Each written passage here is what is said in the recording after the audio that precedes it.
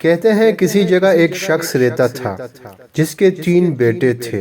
اس شخص نے اپنے تینوں بیٹوں کے نام ہجر رکھے ہوئے تھے۔ دن گزرتا رہے حتیٰ کہ اسے مرض الموت نے آن لیا۔ اس نے اپنے تینوں بیٹوں کو بلا کر وصیت کی کہ ہجر کو وراثت ملے گی، ہجر کو وراثت نہیں ملے گی اور ہجر کو وراثت ملے گی۔ اس کے ساتھ ہی اس کی روح قبض ہو گئی۔ یہ خود تو فوت ہو گیا مگر اپنے بیٹوں کو حیرت میں ڈال گیا کہ کیسے فیصلہ کرے، کن 2 ہجر کو وراثت ملے اور کس ایک کو نہیں ملے گی۔ تینوں نے فیصلہ کیا کہ شہر جا کر قاضی سے اپنا مسئلہ بیان کرے اور اس سے کوئی حل مانگے۔ تینوں اپنے زاد راہ کے ساتھ شہر کے لیے عازم سفر ہوئے۔ راستے میں انہوں نے ایک ایسے شخص کو دیکھا جو اپنی کسی گمشدہ چیز کو تلاش کرتا پھرتا تھا۔ ان بھائیوں کے پوچھنے پر اس نے بتایا کہ اس کی اونٹنی گم ہو گئی ہے۔ ایک ہجر نے پوچھا، کیا تیری اونٹنی ایک آنکھ سے کانی تھی؟ اس آدمی نے کہا، ہاں ایسا ہی تھا۔ دوسرے ہجر نے پوچھا، کیا تیری اونٹنی ایک ٹانگ سے لنگڑی تھی؟ تو اس آدمی نے جواب دیا، بالکل صحیح، میری اونٹنی واقعی ایک ٹانگ سے لنگڑی تھی۔ تیسرے ہجر نے اونٹنی کے مالک سے پوچھا، کیا تیری اونٹنی کی دم کٹی ہوئی تھی؟ تو اس نے خوشی سے کہا، بالکل ٹھیک، میری اونٹنی کی دم بھی کٹی ہوئی تھی۔ بس اب جلدی سے بتا دو میری اونٹنی کہاں ہے؟ تینوں ہجر نے مل کر جواب دیا، باخدا ہمیں آپ کی اونٹنی کے بارے میں کوئی علم نہیں، ہم نے اسے ہرگز نہیں دیکھا۔ اونٹنی کا مالک ان کی یہ بات سن کر غصے سے پاگل ہو گیا۔ اس نے فیصلہ کیا کہ ان تینوں کو کھینچ کر قاضی کے پاس لے جائے گا۔ اسے پورا یقین تھا کہ اس کی اونٹنی کو یہ تینوں ذبح کر کے کھا چکے ہیں اور اب اپنے جرم کو چھپانے کے لیے جھوٹ بول رہے ہیں۔ اونٹنی والے نے جب تینوں کو اپنا ارادہ بتایا تو انہوں نے کہا، ہمیں کوئی اعتراض نہیں کیونکہ ہم خود بھی قاضی کے پاس ہی جا رہے ہیں۔ جب یہ چاروں قاضی کے پاس پہنچے تو اونٹنی والے نے قاضی سے اپنا قصہ بیان کیا۔ قاضی نے ان تینوں سے کہا، جس طرح تم تینوں نے اونٹنی کی نشانیاں بتائی ہیں اس کا ایک ہی نتیجہ نکلتا ہے کہ اونٹنی تم تینوں کے پاس ہے، بہتر ہے کہ تم اپنے جرم کا اعتراف کر لو۔ پہلے نے کہا، جناب اعلیٰ، ہم نے اونٹنی تو نہیں دیکھی تھی، البتہ اونٹنی کے آثار ضرور دیکھے تھے۔ جب میں نے اسے کہا تھا کہ تیری اونٹنی ایک آنکھ سے کانی ہے تو میں نے دیکھا تھا راستے کے ایک طرف کا گھاس خوب چرا ہوا تھا مگر دوسرے طرف کا ویسا موجود تھا۔ اس کا ایک ہی مطلب تھا کہ اس شخص کی اونٹنی ایک آنکھ سے کانی رہی ہوگی۔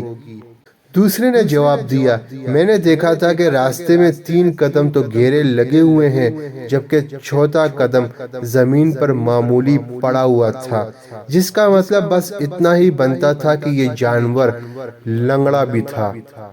تیسرے ہجر نے کہا، اونٹ جب راہ چلتے ہوئے اپنا گوبر گراتے ہیں تو دم سے ادھر ادھر بکھیرتے ہیں، جبکہ ہم جس راہ سے آئے تھے وہاں پر گوبر ایک ہی لائن میں سیدھا گرا ہوا تھا، جس کا ایک مطلب ہو سکتا تھا کہ اونٹنی کی دم کٹی ہوئی ہے جو اپنا گوبر دائیں بائیں نہیں پھیلا پائی۔ قاضی نے بغیر کسی دیر کے اس آدمی کی طرف دیکھا اور کہا، تم جا سکتے ہو، تمہاری اونٹنی ان لوگوں کے پاس نہیں ہے اور نہ ہی انہوں نے اسے دیکھا۔ اونٹنی والے شخص کے جانے کے ان 3 بھائیوں نے قاضی سے اپنا قصہ بیان کیا، جسے سن کر قاضی بہت حیران ہوا۔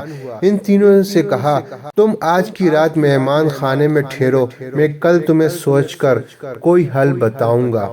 یہ تینوں مہمان خانے میں جا کر ٹھہرے۔ انہوں نے محسوس کیا کہ ان کی نگرانی کی جا رہی ہے۔ کچھ دیر کے بعد ان کے لیے کھانا لایا گیا جو گوشت کے پکے ہوئے سالن اور روٹیوں پر مشتمل تھا۔ پہلے نے کھانے کو دیکھتے ہی کہا، یہ سالن کتے کے گوشت کا بنا ہوا ہے۔ دوسرے نے کہا، روٹیاں جس عورت نے پکائی ہے وہ حمل کے ساتھ اور پورے دنوں سے ہے۔ تیسرے نے کہا، یہ قاضی حرام فعل کی اولاد ہے۔ بات قاضی تک پہنچ گئی۔ اس نے تینوں کو دوسرے دن اپنی عدالت میں طلب کر لیا اور تینوں سے مخاطب ہو کر کہا، تم میں سے کس نے کہا تھا یہ کتے کا گوشت پکا ہوا ہے؟ پہلا بولا، میں نے کہا تھا۔ قاضی نے باورچی کو بلوا کر پوچھا تو اس نے اعتراف کیا پکانے کے لیے کچھ نہیں تھا، تو اس کو شرارت سوجی اور اس نے کتا مار کر اس کا گوشت پکایا اور ان کو کھانے کے لیے بھجوا دیا۔ قاضی نے پہلے سے پوچھا، تمہیں کیسے یہ پتا چلا یہ گوشت کتے کا ہے؟ تو اس نے بتایا، گائے، بکری یا اونٹ کے گوشت کے نیچے چربی لگی ہوتی ہے، جبکہ یہ سارا چربی نما تھا جس کے نیچے کہیں کہیں گوشت لگا ہوا تھا۔ قاضی نے کہا، تم وہ ہجر ہو جس کو اپنے باپ کے مال سے وراثت ملے گی۔ قاضی نے دوبارہ ان سے مخاطب ہو کر پوچھا، کس نے کہا یہ روٹیاں ایسی عورت نے بنائی ہیں جو 9 ماہ کے حمل کے ساتھ اور اپنے پورے دنوں سے ہے؟ جواب میں دوسرے نے کہا، میں ہوں جس نے یہ کہا تھا۔ قاضی نے پوچھا، تمہیں کیوں کر یہ لگا؟ تو اس نے کہا، میں نے دیکھا روٹیاں ایک طرف سے پھولی ہوئی اور خوب پکی ہوئی ہیں تو دوسری سے کچی اور موٹی رہ گئی ہیں۔ میں نے اس سے یہی اخذ کیا، روٹیاں بنانے والی ایسی خاتون ہے جس سے تکلیف کے مارے زیادہ جھکا نہیں جا رہا، وہ سامنے کی چیز بھی نہیں دیکھ پا رہی، جس کا مطلب یہی بنتا تھا کہ عورت حاملہ ہے اور روٹیاں بنانے میں تکلیف محسوس کرتی ہے۔ قاضی نے اس دوسرے سے بھی کہا کہ تم وہ ہجر ہو جسے اس کے باپ کے ترکے سے وراثت میں حصہ ملے گا۔ پھر قاضی نے تینوں سے مخاطب ہو کر پوچھا، یہ کس نے کہا تھا میں ولد الحرام ہوں؟ تیسرے نے جواب دیا کہ یہ میں نے کہا تھا۔ قاضی اٹھ کر اندر گیا اور اپنی ماں سے پوچھا، کیا یہ سچ ہے کہ وہ ولد الحرام ہے؟ تو اس کی ماں نے کہا، یہ سچ ہے کہ تم حرام کے ہو۔ قاضی نے واپس آ کر اس تیسرے ہجر سے پوچھا، تمہیں کیوں کر معلوم ہوا میں حرامی ہوں؟ تو اس نے جواب دیا، اگر تم حلالی ہوتے تو مہمان خانے میں ہم پر نگران نہ مقرر کرتے، نہ ہی کتے کا گوشت پکوا کر ہمیں کھانے کے لیے بھجواتے اور نہ ہی کچھ روٹیاں کسی مظلوم عورت سے بنوا کر ہمیں کھلاتے۔ قاضی نے اسے مخاطب کرتے ہوئے کہا کہ تم وہ ہجر ہو جسے اس کے باپ کے مال سے ورثہ نہیں ملے گا۔ تیسرے نے حیرت کے ساتھ قاضی کو دیکھا اور پوچھا، مگر ایسا کیوں ہے؟ قاضی نے کہا، کیونکہ ایک ولد الحرام ہی دوسرے ولد الحرام کو ٹھیک ٹھیک پہچان سکتا ہے اور تم بھی میری طرح حرام کی اولاد ہو۔ وراثت پانے والے دونوں ہجر اپنی ماں کی طرف لوٹے اور دریافت کیا کہ ہمارے تیسرے بھائی کا کیا ماجرا ہے۔